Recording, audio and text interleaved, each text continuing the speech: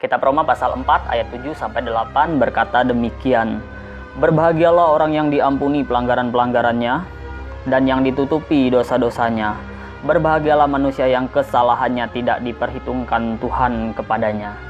Saudara-saudara, ini adalah kalimat dari Raja Daud di dalam kitab Mazmur yang ketika dia menyanyikan pujian pengajaran, Mazmur pengajaran bagi kita yang dikutip oleh Rasul Paulus di dalam kitab Roma yang menekankan betapa berbahagianya seorang manusia yang kesalahannya diampuni oleh Tuhan. Betapa berbahagianya seorang manusia yang pelanggaran-pelanggarannya tidak diperhitungkan lagi oleh Tuhan. Saat kita berbicara tentang pengampunan, ini adalah suatu situasi di mana seseorang tidak lagi dituntut kesalahan-kesalahannya, pelanggaran-pelanggarannya tidak lagi diperhitungkan bagi dia. Oleh sebab itu, pengampunan menimbulkan suatu perasaan yang begitu lega bagi orang-orang yang menerima beban dari kesalahan-kesalahan yang telah ia terima. Melalui pengampunan itu, semua beban itu, semua pelanggaran, perbuatan tidak lagi merundungi pemikiran, bahkan di dalam dia menjalani kehidupannya, dia terbebas dari semua tuntutan-tuntutan itu. Sehingga semestinya yang diampuni kesalahan-kesalahannya tidak lagi mengulangi perbuatan-perbuatan yang telah ia lakukan. Ia mestinya menggunakan kesempatan yang diberikan, atau bisa kita katakan kesempatan kedua yang diberikan untuk menjalani kehidupan yang lebih baik lagi. Seperti seseorang yang menerima grasi daripada seorang presiden yang memberikan pengampunan atas kesalahan-kesalahan yang ia perbuat. Grasi merupakan suatu pengampunan berupa perubahan, peringanan, pengurangan, bahkan penghapusan pelaksanaan pidana kepada terpidana yang diberikan oleh presiden terkait pelaksanaan putusan kepada terpidana atau orang yang bersalah itu. Maka akan sangat berbahagia seseorang ketika menerima grasi dari presiden, apalagi sebelumnya putusan terhadap dia adalah suatu hukuman yang begitu berat yang harus dia jalani. Maka ia akan sangat-sangat bersyukur untuk grasi yang presiden berikan kepada dia. Dalam Alkitab menjelaskan bahwa kita adalah manusia yang berdosa, manusia yang membutuhkan belas kasihan Allah, membutuhkan pengampunan dari Allah. Kalau tidak, kita hidup di bawah murka Allah dan akan binasa di dalam kesalahan dan dosa-dosa kita. Allah adalah Allah yang begitu baik, yang berinisiatif bagi kita, yang mau menolong kita, yang pasif mutlak, yang tidak bisa membereskan perkara-perkara dosa kita. Karya Allah dalam pembenaran kita adalah anugerah yang sungguh-sungguh besar bagi kita. Sehingga melalui pembenaran yang Kristus kerjakan di atas kayu salib, maka kita diampuni dari dosa-dosa kita.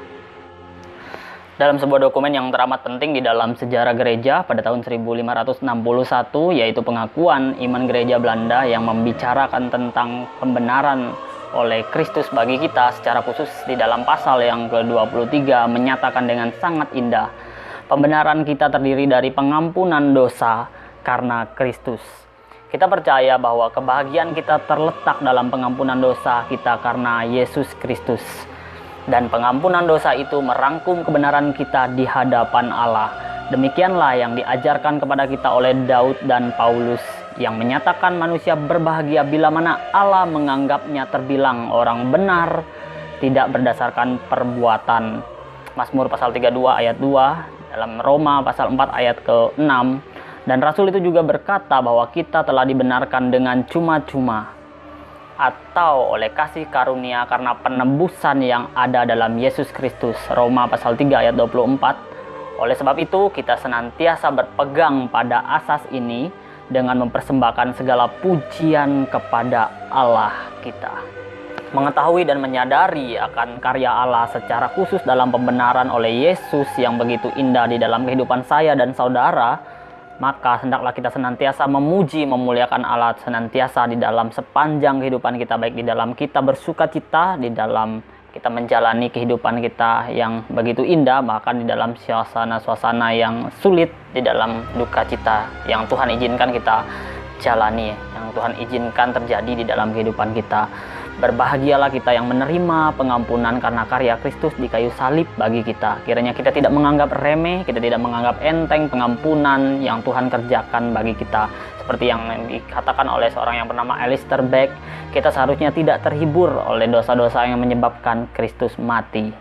Saudara-saudara, karena dosa kita ini mengakibatkan Yesus Kristus disalib, mencurahkan darahnya bagi kita.